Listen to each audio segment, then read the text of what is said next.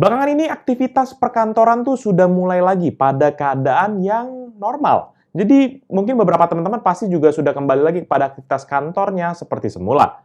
Atau mungkin teman-teman para mahasiswa juga mungkin sudah balik lagi nih kepada kelasnya masing-masing.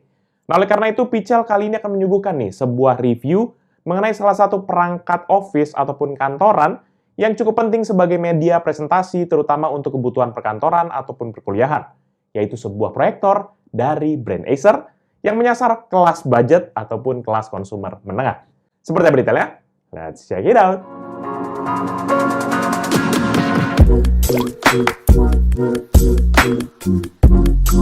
Halo guys, balik lagi bersama Pichel dan kali ini kita akan bahas nih sebuah proyektor yang memang ditujukan untuk keperluan penampil gambar ataupun sekedar presentasi untuk level konsumer. Dan proyektor yang akan Pichel bahas kali ini itu datang dari brand Acer, yaitu Acer BS020PA DLP Projector. Nanti seperti biasa, Pichel akan menyajikan review mulai dari desain, build quality, hingga fitur-fitur yang ada pada proyektor ini. Jadi mari kita duduk manis dan kita mulai reviewnya.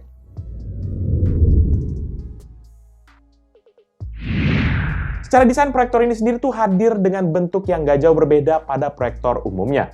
Bodinya sendiri tuh totalnya menggunakan warna hitam dengan matte finish dengan permukaan bodi yang agak kasar seperti kulit jeruk. Untuk material pun proyektor ini mayoritas masih mempergunakan plastik di sekujur bodinya. Jadi kita nggak akan nemu tuh bahan metal pada keseluruhan dari bodinya. Ujung-ujungnya memang jadi kerasa kurang firm kalau misalnya dari build quality-nya. Tapi menurut Pichel ya pas lah, memang kalau Acer menargetkan user proyektor ini tuh untuk kalangan pelajar, mahasiswa ataupun mungkin pegawai kantoran yang memang membutuhkan proyektor sebagai media presentasi saja. Sementara untuk dimensinya, Pichel bisa bilang sih ini masih terbilang compact karena berada di ukuran yang pas, yaitu 29,9 dikali 22 cm dengan ketebalan 10,5 cm dan berat 2,8 kg.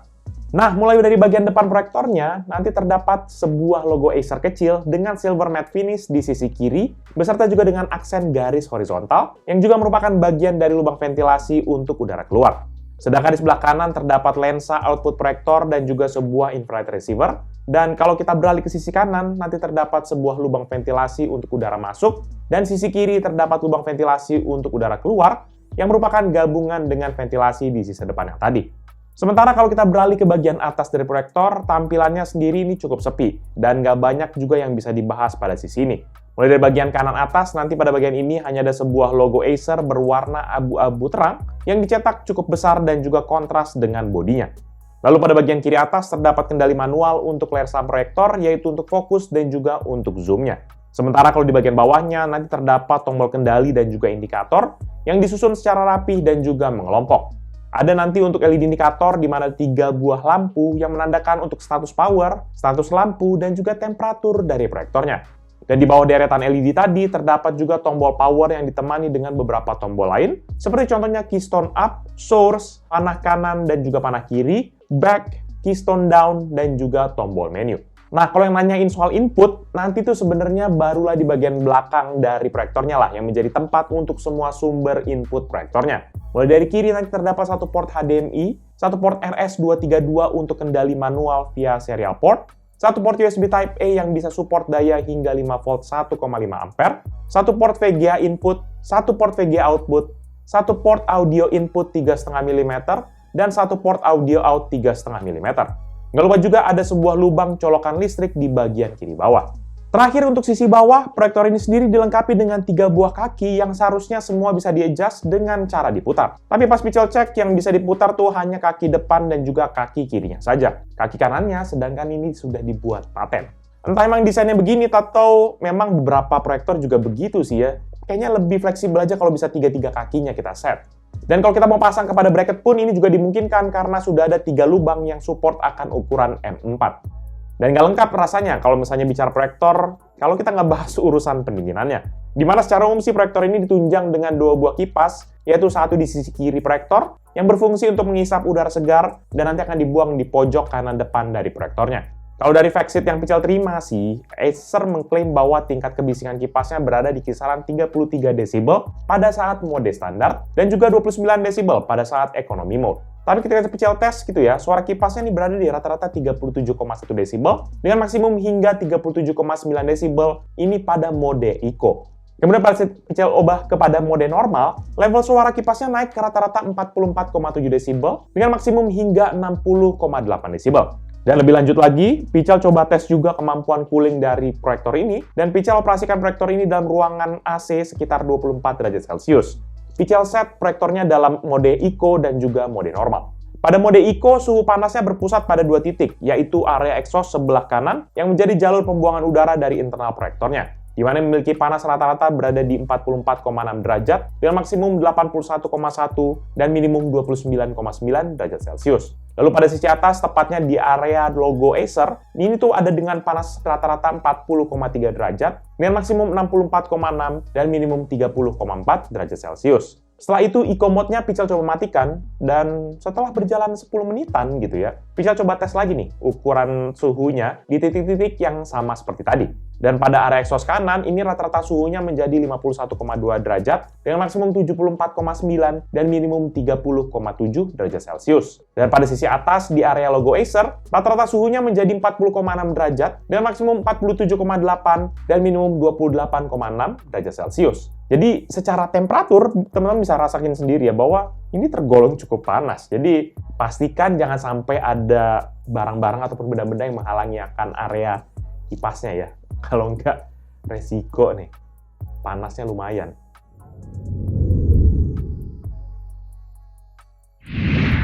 Karena proyektor ini sendiri memang ditujukan untuk keperluan presentasi dan bukan sebagai home theater ataupun multimedia device yang advance, maka fitur yang ada pun ini didesain benar-benar esensial ataupun simple banget. Mulai dari pemilihan port, proyektor ini sendiri hanya fokus kepada port utama yaitu HDMI sebagai input, audio dan juga videonya, yang dimana sudah support dengan fitur HDMI 3D 144Hz 24p.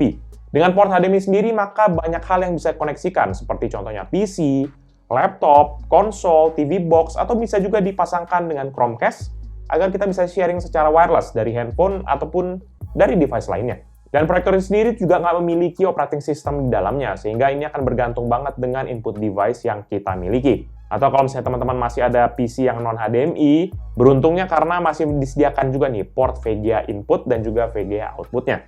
Secara resolusi sih, native resolution dari proyektor ini sendiri adalah 800x600 atau SVGA. Namun ini bisa juga kok memproyeksikan hingga resolusi Full HD atau 1080p 60Hz. Kalau untuk aspek rasionya memang sendiri hanya mendukung aspek rasio 2 aja yang paling umum, yaitu 4:3 dan 16:9.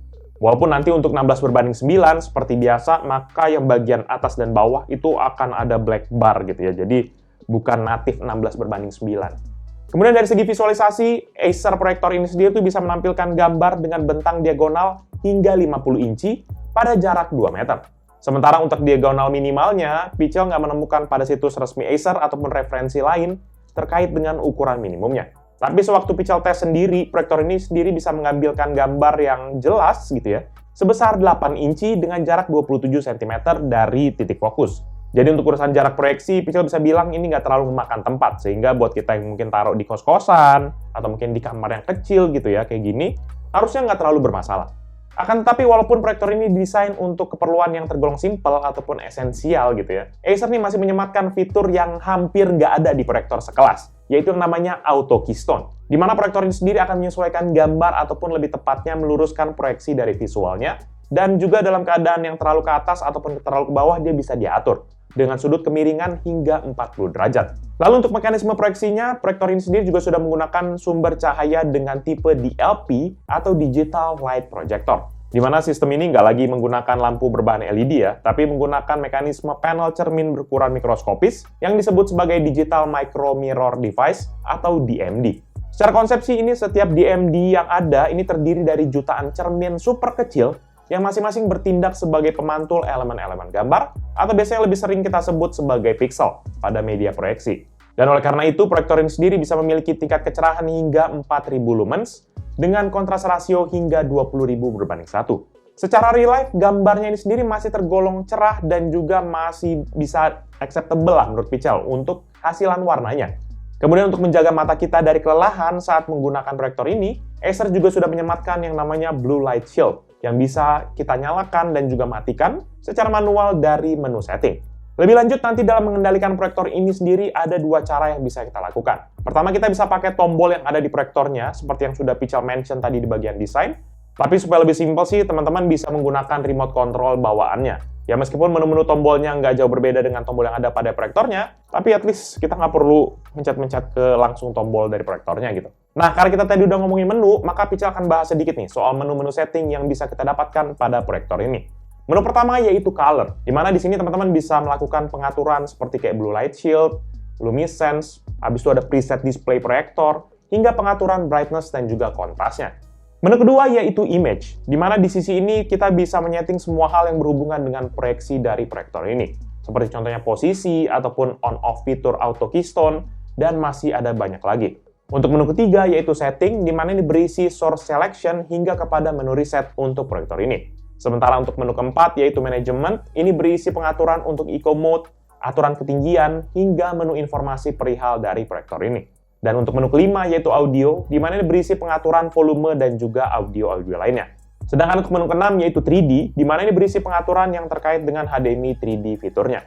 Dan menu terakhir, yaitu Language, di mana ini untuk mengubah bahasa interface untuk proyektor ini. Sementara untuk urusan audio, proyektor sendiri sudah dilengkapi dengan speaker internal yang memiliki daya 3 watt saja.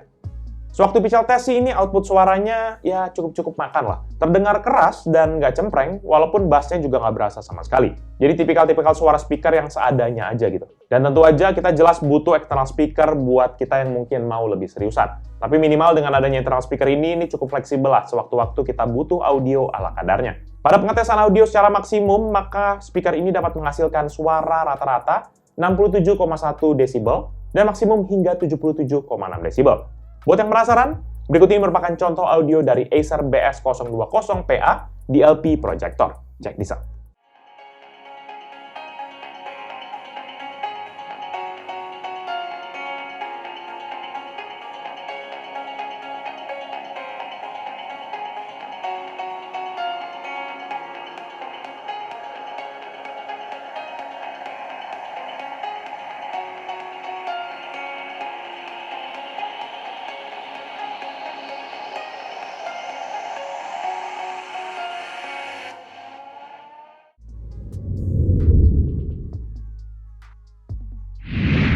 Untuk menghidupkan proyektor ini, proyektornya itu memiliki internal adaptor yang memiliki ataupun kebutuhan dayanya adalah 260 watt. Sehingga buat kita yang mungkin mau pakai, harus ensure juga ya, daya yang dipakai ini juga lumayan kencang nih nariknya. Sedangkan untuk umur lampunya sendiri, dalam mode normal ini memiliki umur 5000 jam. Namun kalau buat teman-teman yang mungkin butuh lebih panjang, seperti biasa kita bisa manfaatkan beberapa mode seperti Eco Mode untuk umur lampu yang bisa bertahan hingga 10.000 jam.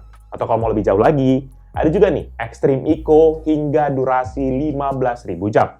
Tapi berhubung proyektor ini juga belum lama Pichal tes gitu ya, jadi Pichal belum bisa membuktikan klaim Acer untuk daya tahan lampu ini. Tapi sekedar catatan, kalau kita turunin ke Eco Mode ataupun Extreme Eco, jelas tingkat kecerahannya akan sedikit menurun. Jadi, sekedar put di catatan ya. Overall, menurut data pribadi Pichal, Acer BS020PA DLP Projector ini merupakan proyektor kelas consumer budget yang menawarkan beragam fitur yang berguna lah untuk kebutuhan kita sehari-hari. Dan seperti yang sudah Pichal bahas tadi, dari segi tampilan visual, memang proyektor ini bukan untuk kebutuhan yang gaming garis keras ataupun movie experience. Jadi jangan berharap terlalu tinggi-tinggi amat soal kualitas proyeksinya. Tapi kalau buat kita mungkin buat sekedar gede-gedean doang ataupun biar agak daripada TV gitu ya, mau main game konsol yang normal gitu, harusnya ini udah lebih dari cukup buat kebutuhan tersebut. Untuk urusan harga, proyektor ini sendiri tuh dibanderol dengan harga 5 jutaan pada saat video ini Pichal buat. Harga yang jelas masih make sense banget menurut Pichal. Apalagi buat kita yang mungkin butuh cahaya yang lebih besar gitu ya, buat gambar yang lebih besar gitu ya, jelas 5 juta lah. Walaupun bisa juga sih 5 juta beli TV ya. 5 juta dapat TV berapa tuh? 55 inci kali ya? Oke. Dan buat teman-teman yang mungkin berminat dengan produk ini atau mau cek produknya, bisa cek di description yang saya akan cantumkan di bawah ini. Jangan lupa juga untuk like dan share video ini, plus kunjungi sosial media kita seperti Facebook, Twitter, Instagram, TikTok, Hello, dan website kita, yaitu pichalmediagroup.com. Oh ya, teman-teman bisa juga kunjungi YouTube channel kita yang bahas soal game, yaitu Pichal Main Game, ataupun channel satu lagi yang meliput cerita di belakang dari Pichal, yaitu PMG Fans. Jadi itu dia video Pichal kali ini. Thank you guys for watching. Have the next video. Bye-bye. Iya, gimana? Kita mending beli ini, mending beli TV atau ini dipertahanin? Tapi enak sih kalau gede banget kayak gitu.